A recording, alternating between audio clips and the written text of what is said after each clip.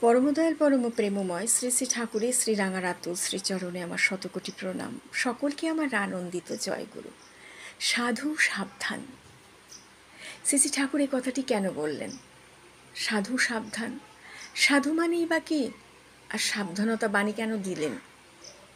আমরা প্রত্যেকেই জানি সাধু মানে একজন রংচঙে গেরুয়া বসনধারী, মুখে একগাল বড় বড় দাড়ি, মাথায় জটাধারী বড় বড় একটি খোপা নিয়ে, এক হাতে কুমণ্ডল আর এক হাতে দণ্ড, একটি বড় লাঠি, আর এক কাঁধে একটি বুচকি, দু পায়ে খড়ম। তারাই সাধু।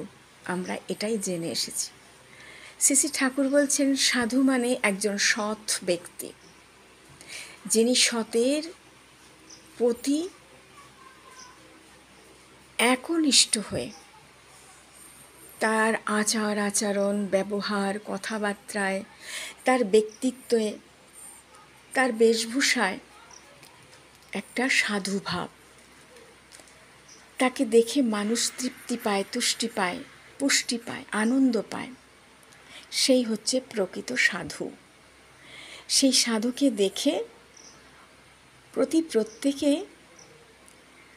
আগ্রহে তার কাছে আসবে, জানার চেষ্টা করবে যে সৎ বা সতের প্রতি কীভাবে চলতে হয়। শ্রী শ্রী ঠাকুর সাধু তাকেই বলছেন। সাবধানতা বানিয়ে দিয়েছেন সাধু সাবধান। কেন তিনি বলেছেন? আমরা প্রত্যেকেই এই কলিযুগে আমরা বাস করি। আমাদের চারিপাশে নেগেটিভ মানুষদের নিয়ে আমাদের চলতে হয়। তাই প্রত্যেকটি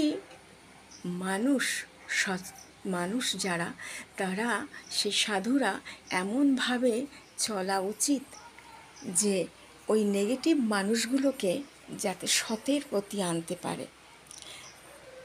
কিন্তু সেই সাধু, সেই প্রকৃত সৎ ব্যক্তি যেন সেই নেগেটিভ মানুষদের খপ্পরে না পড়ে যায়। তাদের এমনভাবে চলাফেরা করতে হবে, কথাবার্তায়, তাদের আচার আচরণে এমনভাবে সাবধানতা নিয়ে চলতে হবে যেন একটি প্রকৃত সৎ ব্যক্তি, সাধু যেন নেগেটিভ মানুষের খপ্পরে না পড়ে যায়। তাই সাধু সাবধান এই কথাটি ঠাকুর বলেছেন। তাই আমাদের প্রত্যেকেই আমরা যেন সেই সতের প্রতি একাগ্রতা নিয়ে একনিষ্ঠ হয়ে চলতে পারি।